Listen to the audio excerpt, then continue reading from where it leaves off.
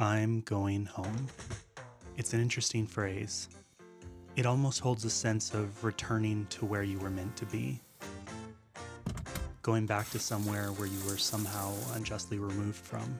As if you had been given a choice, you would have remained. But for me, I don't think the feeling of going home has ever felt so natural and straightforward. It's always been something that's a bit more complicated, but it's a place that I keep returning to nonetheless.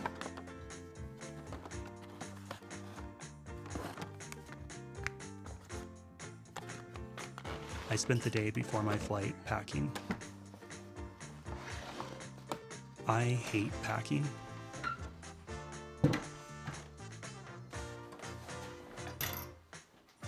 Somehow, no matter how prepared I am, no matter how many times I check and recheck that I've collected everything from my list, I'm always still anxious that I've inevitably left something behind. And as the list grows, so does my worry that one of the items on this excessive list won't make it on the plane. But would that really be so bad? After all, I'm going back to familiar, not some strange foreign place. I'm going home. So why do I feel the need to be so prepared for that? It's probably just my ADHD. I spent the rest of the day getting everything together, and with this sub-30 weather we were having, I'd be lying if I said the idea of trading in this frozen wasteland for sunny Florida weather wasn't appealing. So tomorrow, that's what I'm doing.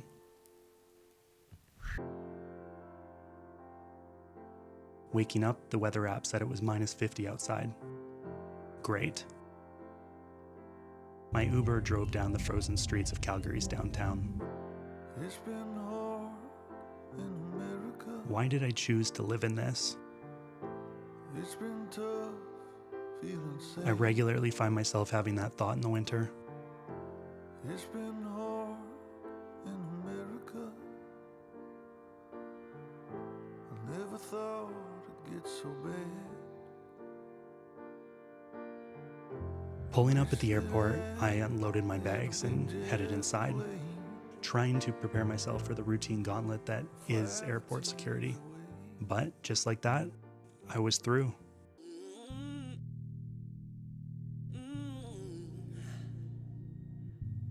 Now, just the long wait in the airport until boarding.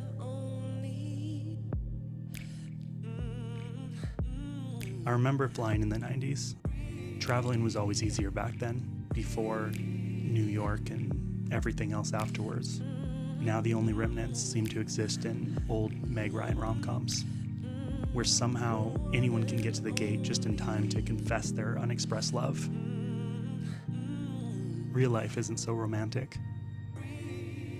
Instead, you get a 60-year-old in airport security, angry about how unreasonable it is that he can't bring a knife onto a plane like he used to.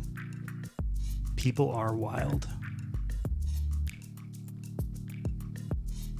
When it was time to head back to my gate, I made my way down the long corridors of Calgary Airport.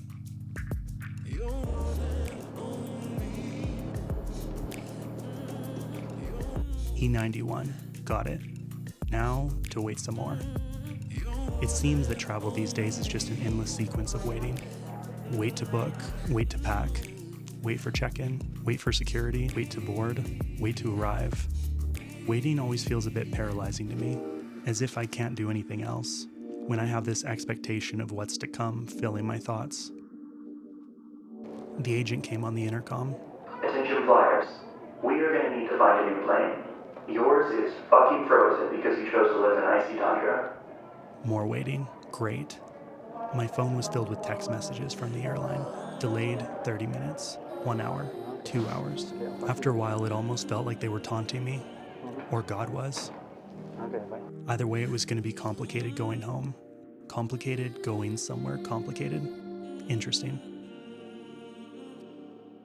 I decided to wander the airport because what else can you do when you're delayed? As if some other gate or seating area will somehow make you less stuck.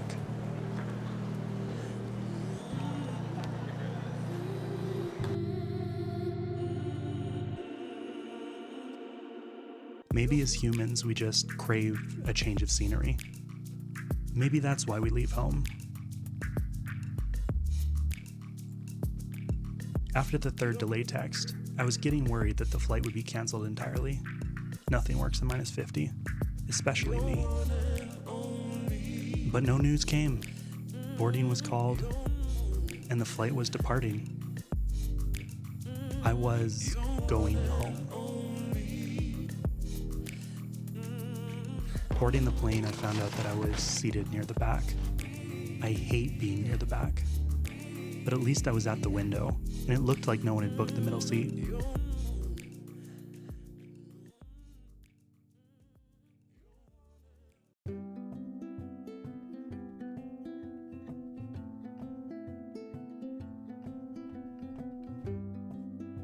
As our plane lifted into the air, I looked out my window, the city, houses, and fields getting smaller and smaller below, as if looking down on some paper map of my life.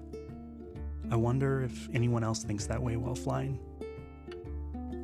It struck me how much your perspective expands from the air. Maybe perspective is something that only distance brings.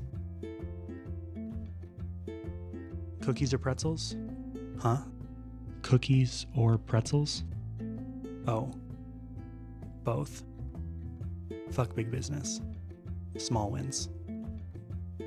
I returned to my thoughts, continuing in my head until I quieted them by turning on Tokyo Vice on the airline's media app. Damn, the cinematography was good. As we came to the end of our journey, the sky was alive.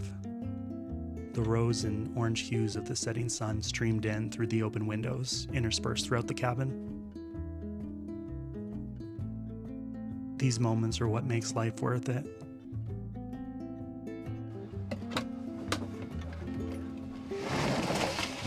We touched down in Tampa.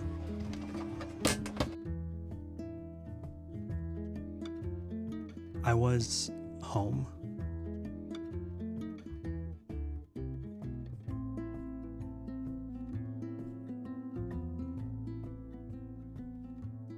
I waited for my ride.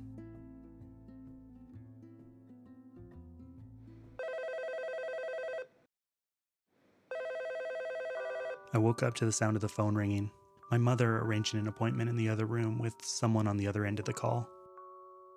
My back felt stiff from the night's sleep.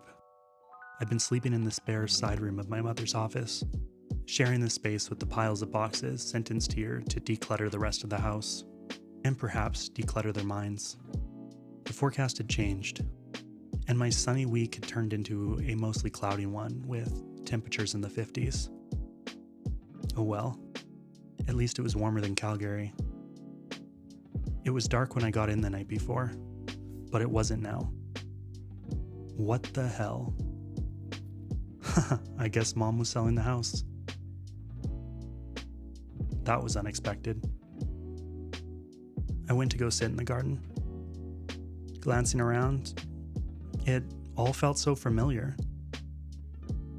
This place had been a constant through the years of change. I decided this wasn't going to happen.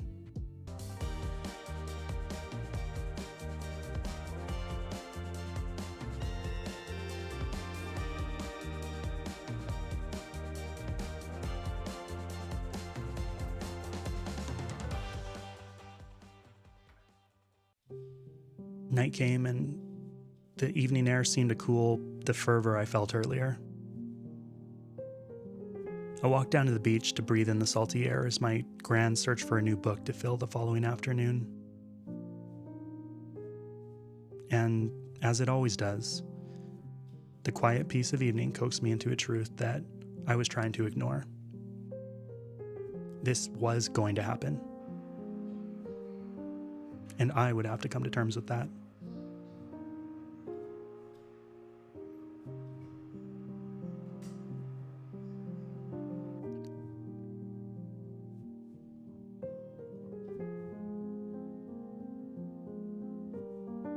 The next morning, we drove down Alt 19 into Tarpon Springs. It was a Greek town with a long history built around its sponge docks. Their generational identity here ran deep. Real deep. And looking around, I found myself wondering, why did they hold on so tightly?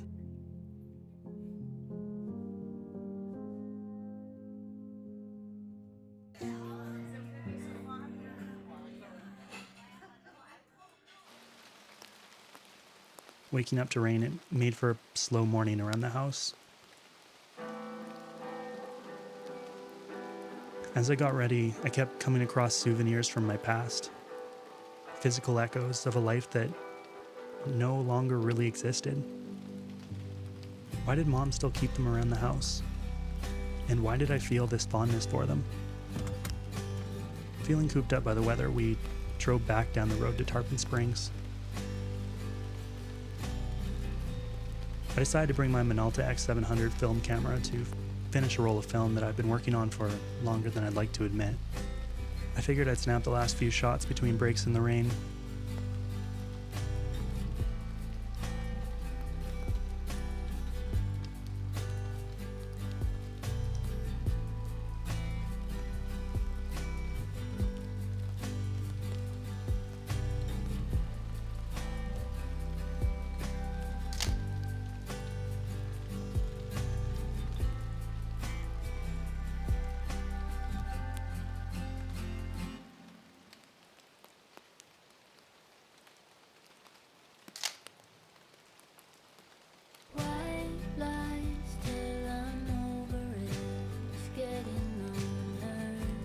As we walked through the downtown, we ducked out of the rain and stepped into a local antique shop, an old favorite of mine.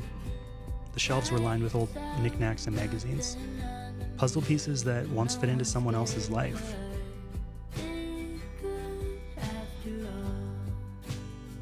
Small trinkets of their stories.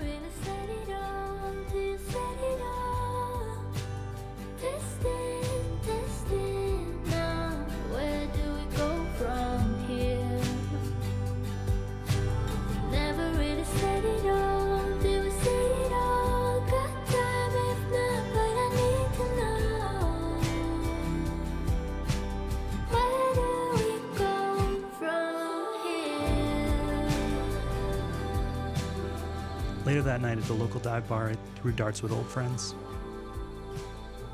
Once or twice a year, we always ended up back together, corralled by the only thing we had left in common at this point: our past.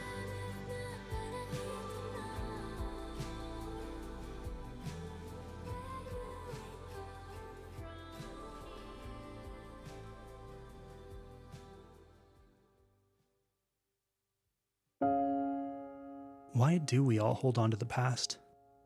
Antiques, old belongings, childhood friends. I wondered if it was just nostalgia or something more entirely. The thought struck me. Maybe it's because history shapes our present. It isn't who we are anymore exactly, but it's the reason for who we are. It stays alive because of who we've grown into. Before closing my eyes, I made a decision. If I was going to say goodbye, then I'd do it my way. With a camera.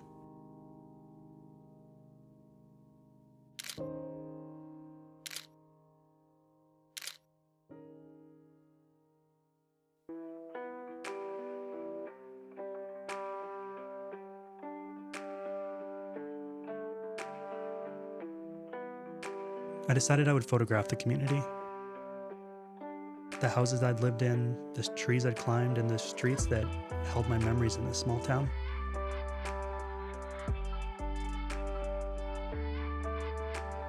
This was how I could honor that past version of myself.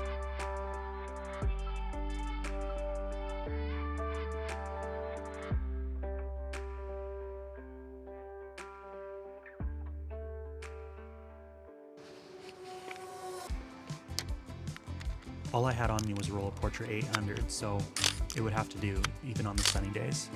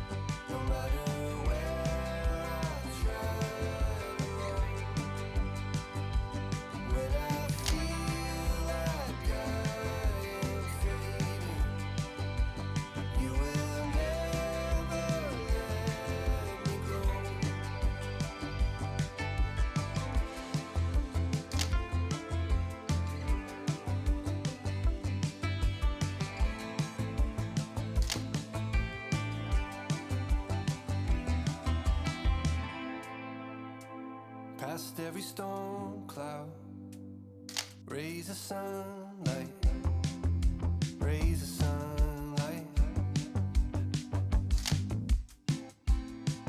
Past all of my doubts, I see a sunrise, see a sunrise. Every morning, a reminder that you're never gonna leave me. No matter where I try to roam, when I feel like I am fading, you will never let me go. You will never let me go.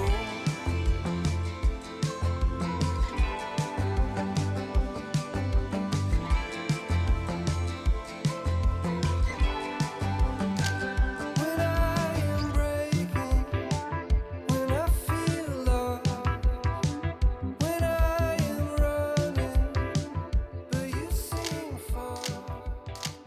When I am hurting, misunderstood.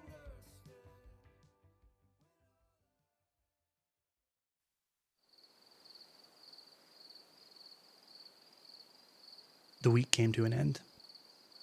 I decided to walk the 2 blocks to the pier for one last sunset. Little did I know that it would all be destroyed by a hurricane the following autumn. As the sun hid behind the horizon, the sky erupted into hues of orange, blue, and watermelon pink. It was as if Florida was giving me one final send-off, and it wanted to go all out.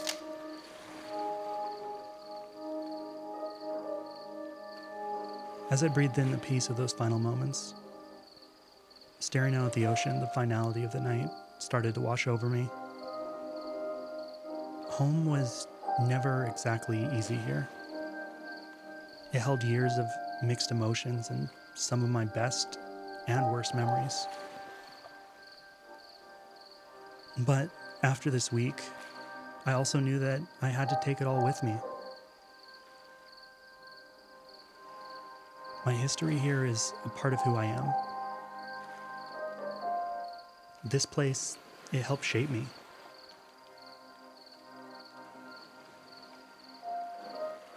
I was saying goodbye to this chapter of my life. But what was written during my time here would remain a part of my story.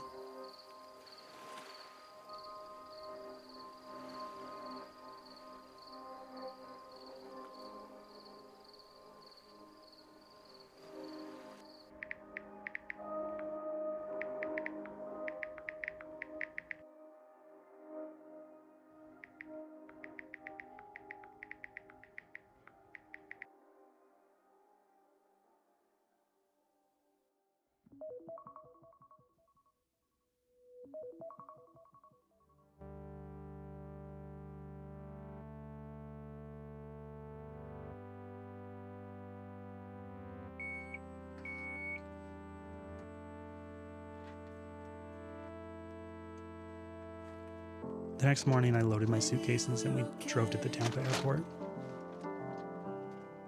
If we don't look too close into the mirror,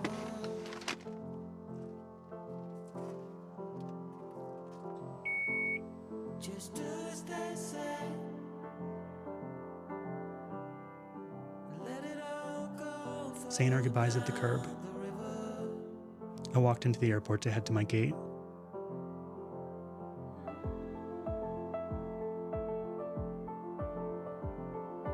I spent the wait scribbling away in my notebook, filling its pages and trying to make sense of what I felt that last week. The more I wrote, the more I realized something that I hadn't voiced to myself until right then. This was the last time I was going to come back here. I felt free.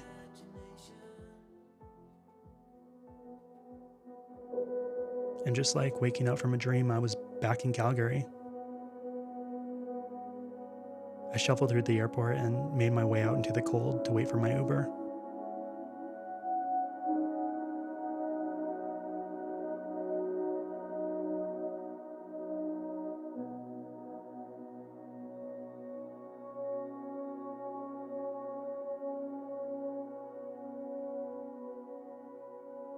Thank God it wasn't minus 50.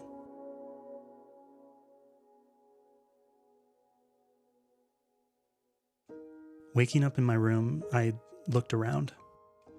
It wasn't filled with overflowing boxes, but with the furniture, photos, and treasures we'd thoughtfully curated over the years. This place displayed our memories. Reminders of the lives we'd lived and the places we'd traveled. Like a living map of our history.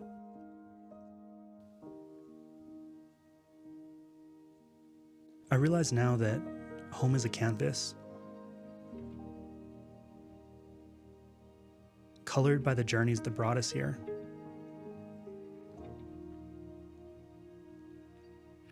The smells of morning coffee, well-worn sofas shaped by daily rhythms,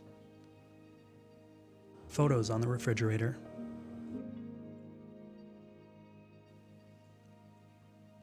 We are not subject to it. It is subject to us.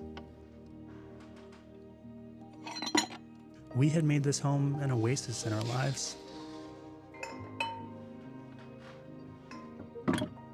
Not by accident, or maybe it was.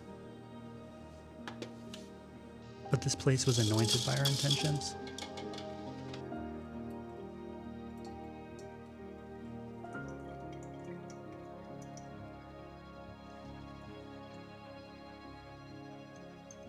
We chose this place, and it's ours, just as we are now, open, vulnerable, still figuring shit out.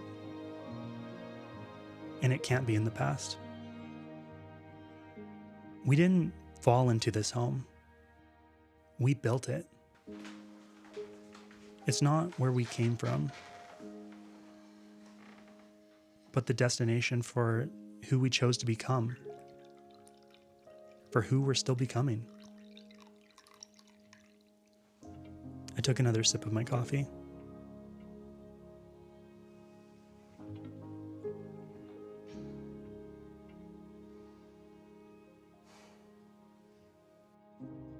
I was home.